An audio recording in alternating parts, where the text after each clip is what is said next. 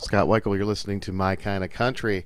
Some years ago, when I was a manager for Camelot Music, we used to get all the latest CDs in from the record labels, and this disc came in from a lady that I had never heard of, and it sounded like it was a country album, so I put it in the player.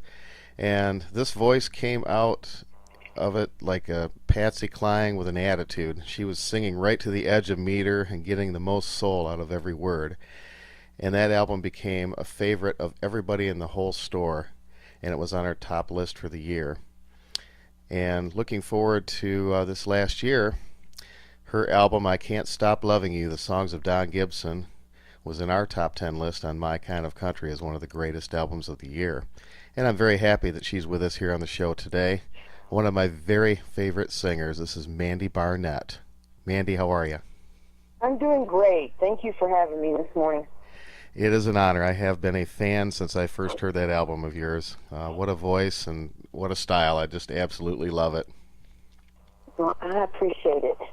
You've had just a stellar career. You've worked with some of the best in the business. You know, my goodness, people, of course, wrecking you with Patsy Cline because of the Always Patsy Cline stage show.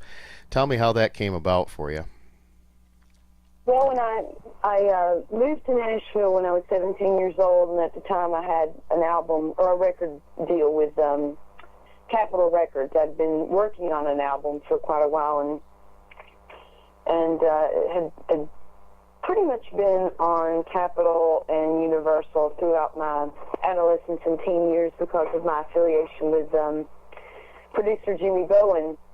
So I had high hopes when I moved to Nashville about putting out a record and finally getting to see some of the stuff that I'd been working on come to fruition, but that never happened because I was dropped shortly after moving here, and so I was sort of left not knowing what I was going to do with my career and how to, because I'd been on this label for so long. So I got a job working part-time and, just sort of floundering around a bit. I got a call one morning about a show. They said it was at Opryland, something to do with Patsy Cline, and they thought that I should try out. And it was an audition at the Grand Ole Opry, and so I called the Grand Ole Opry, and they said yes, that there was a Patsy Cline audition. They didn't say what it was for, so I showed up really ill-prepared. I didn't have any of the things that they wanted you to have, like a resume or sheet music or 8x10 glossies and all that kind of stuff. I did have a karaoke cassette of really obscure Patsy Cline songs that I had purchased on the way over there. I stopped at a record store, and they had one karaoke tape left.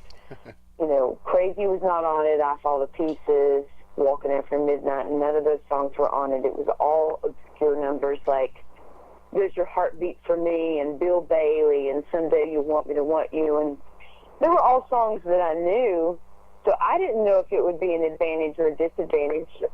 Once I got in there and there were 500 women all singing Crazy, I Fall to Pieces, and Walking After Midnight, and Your Cheating Heart, and stuff like that, I realized it was probably a good thing to get in there and do something a little bit different. And so I was basically there all day, and by the end of the evening, I was the last person in the building, and they ended up casting me as Patsy Cline, and I portrayed her off and on at the Ryman Auditorium for about 20 years. Now, the Ryman Auditorium had been closed since the 70s, and they were doing a multi-million-dollar restoration, and Always Patsy Cline at the time was a brand new musical, and it was going to be the first thing in the Ryman Auditorium.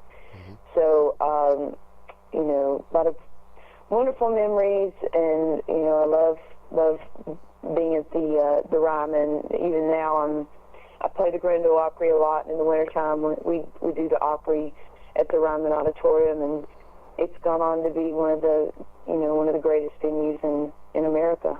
Wow, that's amazing. Well, it sounds like that doing a different song probably got you the most recognition. Yeah, it definitely helped. Well, you have the voice. At the time when the the soundtrack for that came out, I played it for my wife, and she's a big Patsy Cline fan. And she said, "How did they get a recording of Patsy Cline that sounds so good?" And I finally told her, I said, "It's not Patsy Cline." And it really is amazing to hear the timbre in your voice. It matches so well. But, and then there's a natural thing that comes out too. And you've got some powerful songs. The ones I remember listening to in the early days were "That's All Right with Me" and "Maybe" and "Planet of Love." I mean, those were just such powerful songs, and you sang them with such authority, and it just grabs you. And what a voice! It's amazing. Well, thank you. And you got a an Album of the Year award from Rolling Stone. I think it was for the "I've Got a Right to Cry" album. Yeah, I did, and that was wonderful to get recognized outside of the country genre. Now, Owen Bradley, traditional country record. Absolutely. Owen Bradley, who was Patsy Cline's producer, produced that album for you. Is that right? He did. He did, and sadly, he passed away in the middle of the album because he was older. He was 82. He had a lot of heart attacks over the years and a lot of health problems. But I'm really, really glad that I was able to get in there and conceptualize this with him, and that it was the last record he ever made, and just very, very proud of my association with him. He really helped me a lot. Oh, that's great. Well, the style certainly shows. It's very reminiscent of that classic torch and twang style, and you can hear it in there. And you sang harmony for Ray Price on his "Prisoner of Love" album, I believe. Is that right? I did. Opened for him a couple of times here in Nashville. Opened for him at the Ryman and out at Centennial Park. So, wow, always been a huge Ray Price fan. Oh, me too. And I've seen you do sit-in with the Time Jumpers from time to time, too. I do, and all those guys have been longtime friends. Many of them were in the Always Patsy Cline band at different points, and it's kind of funny because back in the late 90s when I was out touring, I had the bulk of the Time Jumpers in my band, and that's kind of how they started. We were playing the Grand Ole Opry, and they were going into the dressing room and doing Western swing songs, so it kind of started back then, the Time Jumpers. Wow, that's cool. What a band. And unfortunately, with the passing of Dawn Sears, she was such an amazing lady. Absolutely. It is a huge loss, and she was one of the greatest female country singers to come along in years, and feel really bad for her husband Kenny and daughter Tess. But anyway, she left a lot of great memories and a legacy. Oh, you bet. Well, I want to talk about your relationship with the Cracker Barrel Country Stores. This is you've had 2 albums with them. You had a Christmas album, and then your latest album, a tribute to Don Gibson. Tell me about how the relationship with Cracker Barrel came along. Well, I did the Christmas record in 2010 with them, and then now it's available on Rounder Records and also on Amazon and iTunes and that kind of thing. And then I Can't Stop Loving You, the songs of Don Gibson, is currently in Cracker Barrel. So you can find it at Cracker Barrel. You can also get it on digital outlets like Amazon and iTunes. It was just one of those things. It was, I think the stars were lined up, and they just ended up working out. And I wanted to do this album, a tribute to Don Gibson, which is not a very easy sell to like a record company.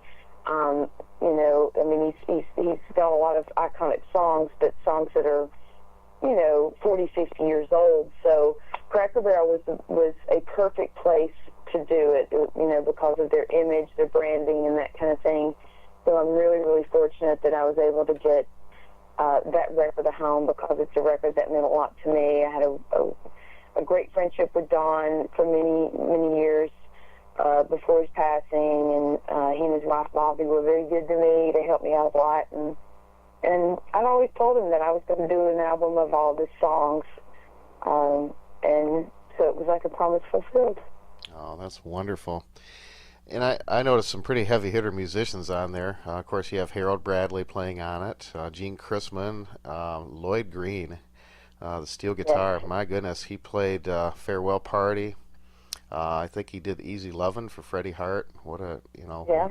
what a talent. Charlie McCoy playing harmonica, and of course Pig Big Robbins. Robbins. Yeah, Gene Watson told me. He said for many years when he would go in the studio to do a recording, he said it was a deal breaker if he didn't have Pig to play piano. Well, I don't blame him for that. There's nothing else like Pig.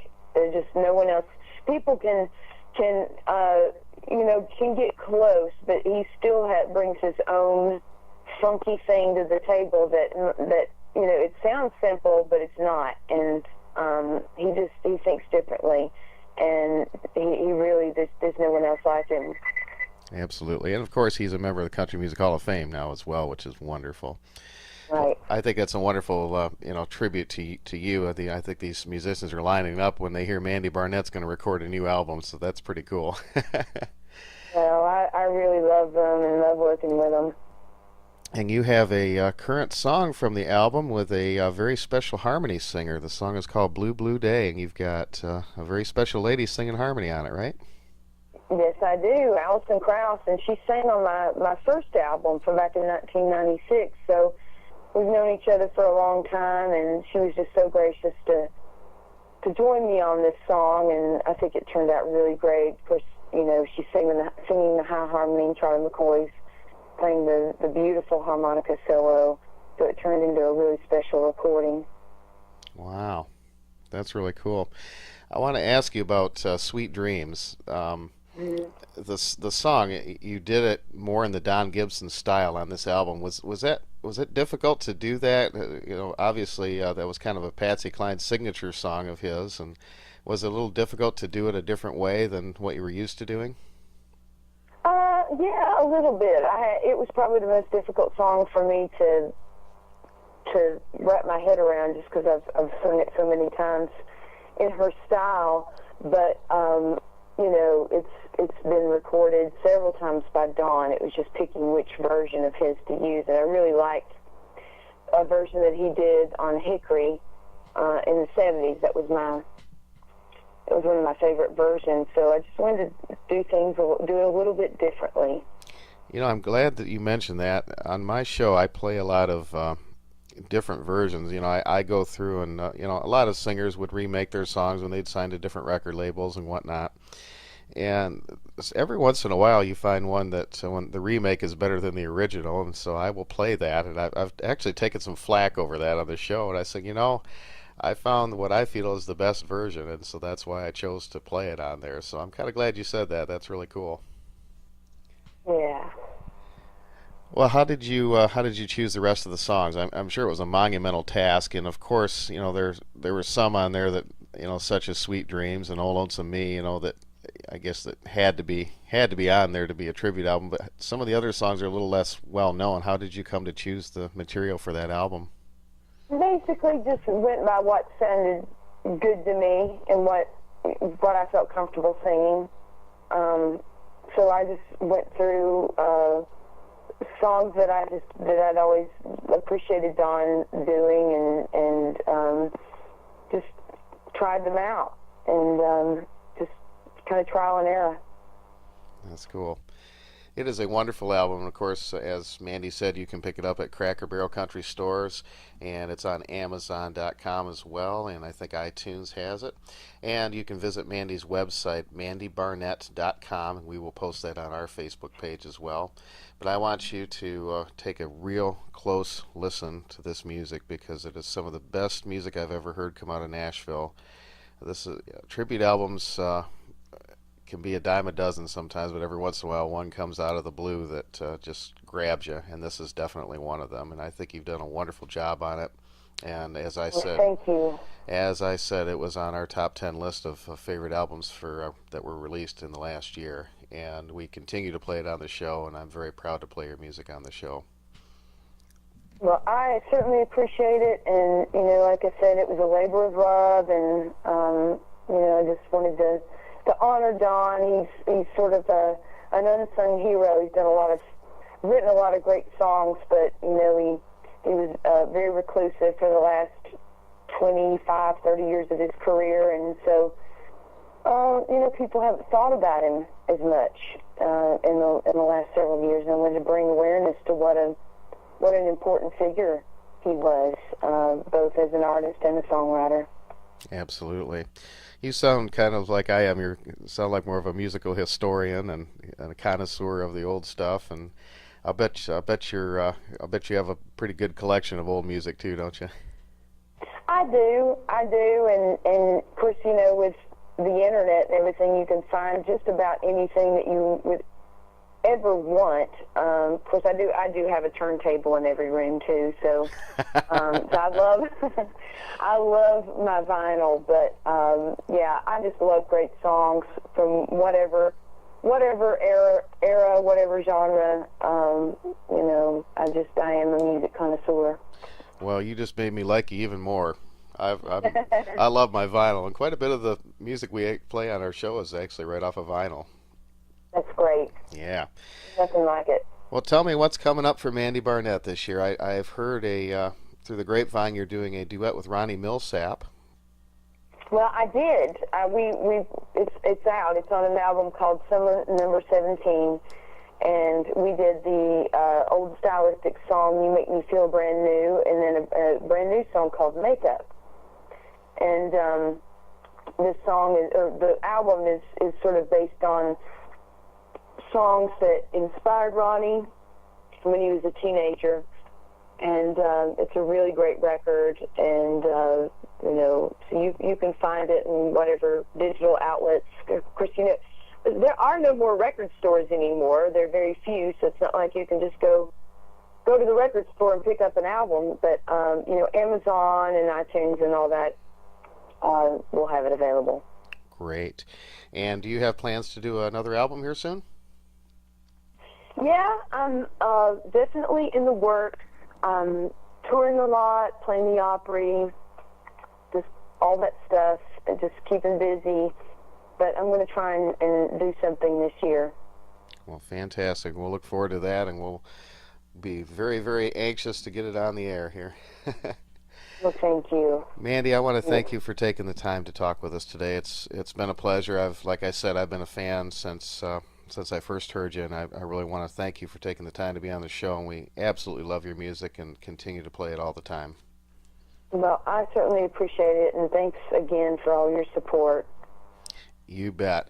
Visit MandyBarnett.com and go to Cracker Barrel, get some breakfast, and pick up I Can't Stop Loving You, the songs of Don Gibson. They got it out there in the store, all that good country music that they sell out there. We're going to play her latest single with Alison Krauss singing harmony. This is Blue Blue Day as My Kind of Country continues. Thank you again, Mandy Barnett.